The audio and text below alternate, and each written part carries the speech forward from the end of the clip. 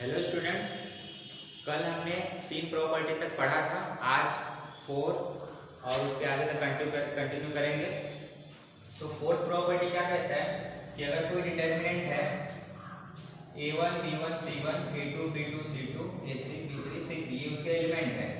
तो अगर हम इसके किसी भी रो या कॉलम में किसी कांस्टेंट k से मल्टीप्लाई करें, मतलब k से मल्टीप्लाई करते हैं, तो मैंने यहाँ पे रो 2 में k से मल्टीप्लाई किया है।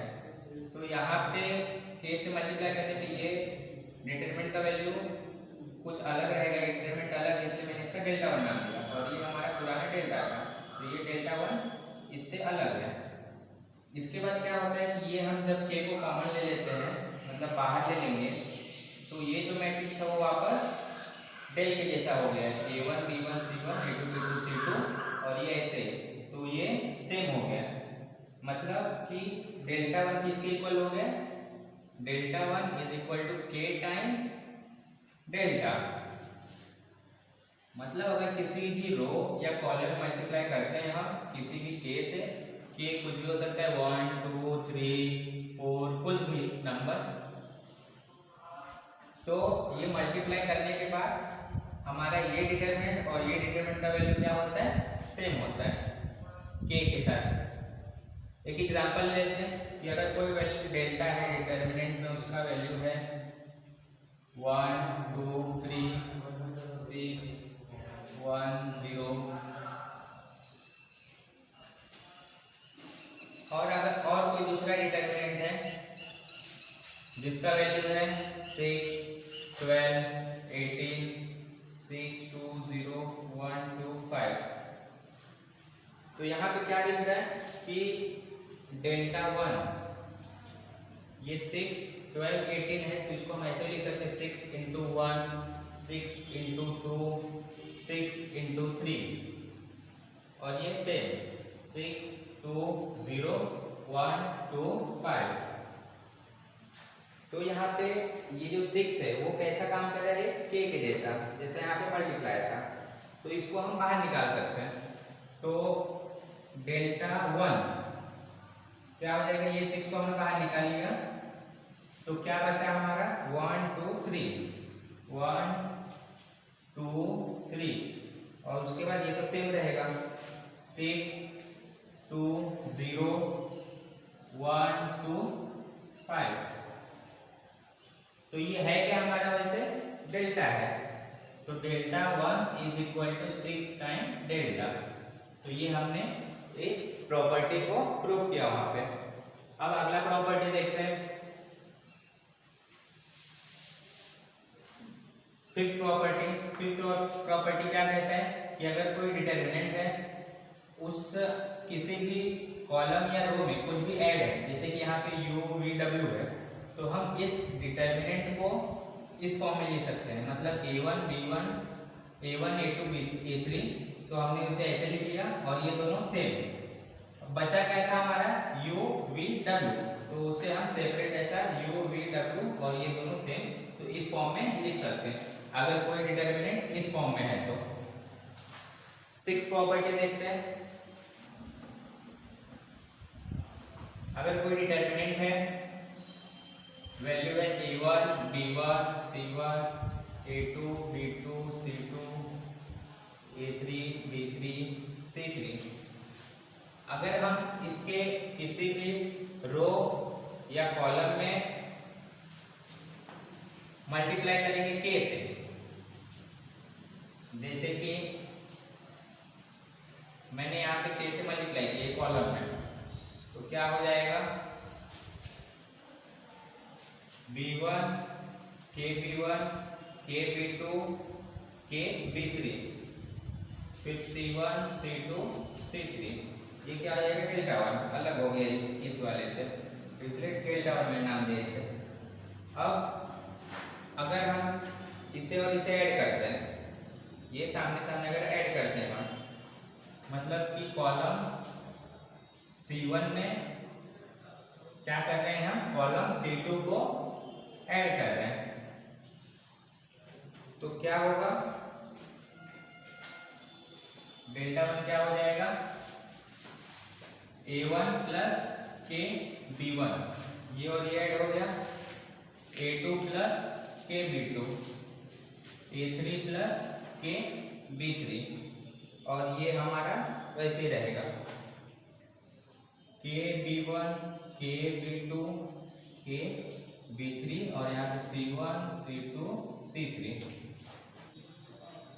तो ये जो डेल्टा 1 है वो इक्वल रहेगा डेल्टा के, मतलब अगर इसका हम डिटरमिनेंट कुछ भी फाइंड किए, कुछ भी अगर वैल्यू आता है तो वो वैल्यू इस डिटरमिनेंट के सेम होगा। तो ये हमारा 6 प्रॉपर्टी है।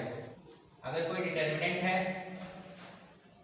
A1 B1 C1, और ये मैं लेता हूँ 0 0 0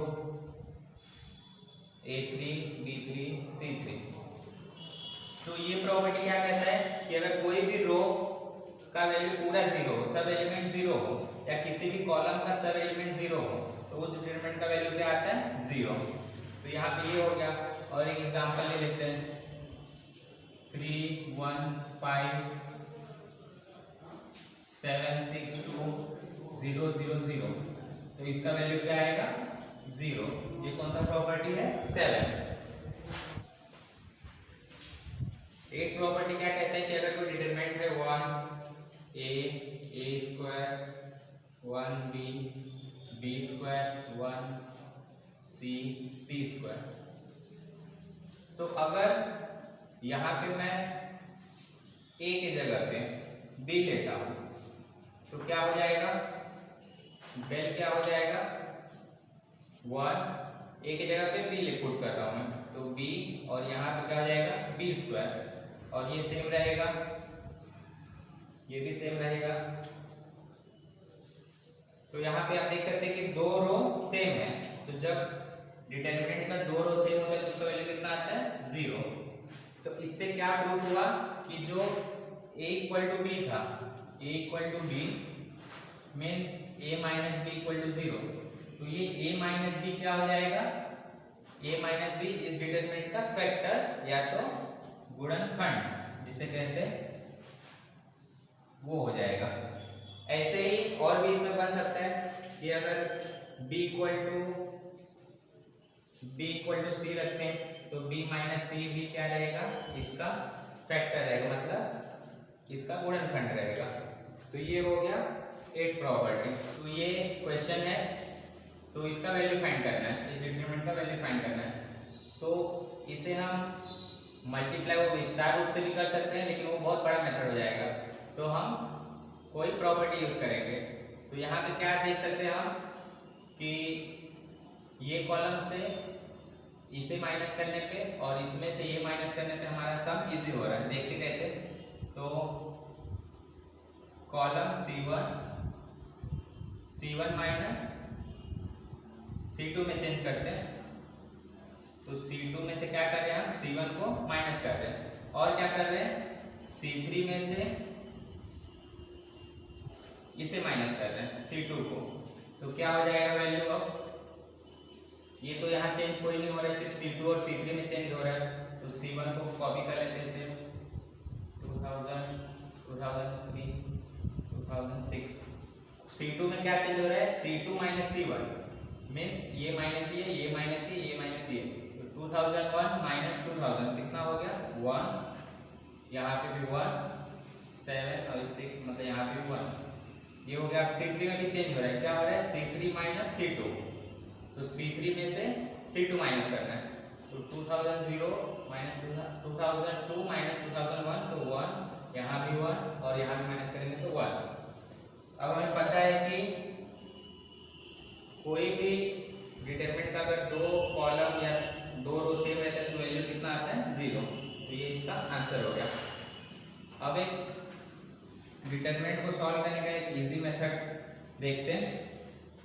तो अगर हम इसे सॉल्व करते हैं नॉर्मल मेथड से, तो क्या करते थे हम, इसका साइन प्लस लेते थे, इसका माइनस और इसका प्लस, मतलब 1 को प्लस में लिखते थे, फिर ये और ये डिलीट हो गया, ये बचा 2 into 5 10 माइनस 3 into 1 3, फिर बीच वाले को माइनस ले लेते थे हम, उसके बाद ये रो और ये कॉलम डिलीट, तो 0 और 5 0 हो गया, ये भी 0 हो गया। फिर ये प्लस साइन के साथ इसको लिखते थे इस एलिमेंट को, फिर ये कॉलम ये रो डिलीट, तो ये बचा, तो ये भी 0 ही आएगा। तो ये मेथड थोड़ा बड़ा हो गया क्योंकि सब मल्टीप्लाई करना पड़ रहा है। अभी इसमें क्या होता है कि ये पहला प्लस फिर माइनस फिर प्लस, तो प्लस माइनस प्लस, तो ऐसे हम किसी भी रो या किसी भी कॉलम को लेके इस डिटरमिनेंट को सॉल्व कर सकते हैं। तो इजी मेथड कैसा होगा, यहाँ पे आप देख सकते हैं कि यहाँ पे सिर्फ एक ही एलिमेंट है और बाकी दोनों 0 है। मीन्स सिर्फ इस एलिमेंट को अगर लेंगे तो बाकी दोनों तो अपने आप 0 हो जाएंगे, तो सम इजी हो जाएगा। वैसे भी यहाँ देखेंगे तो आंसर क्या आएगा, 1 10 - 3 7, और ये तो 0 और ये भी 0 हो जाएगा, तो आंसर 7 आएगा। और दूसरा जो मेथड था, तो किसी भी रो या किसी भी कॉलम को लेके सॉल्व कर सकते हैं। तो मैं इसको लेता हूँ क्योंकि यहाँ पे 2 0 है, तो ये प्लस लेंगे तो ये माइनस लेना पड़ेगा, फिर ये माइनस है तो ये प्लस, जैसा कि इसमें दिया हुआ है। तो प्लस 1 लिए, फिर ये कॉलम और ये रो डिलीट हो गया, तो क्या बचा, ये मतलब इसका मल्टीप्लाई 10 - 3। अभी ये माइनस के साथ 0 लेंगे तो वैल्यू 0 ही रहेगा, इसके साथ भी लेंगे तो 0 ही रहेगा, तो ये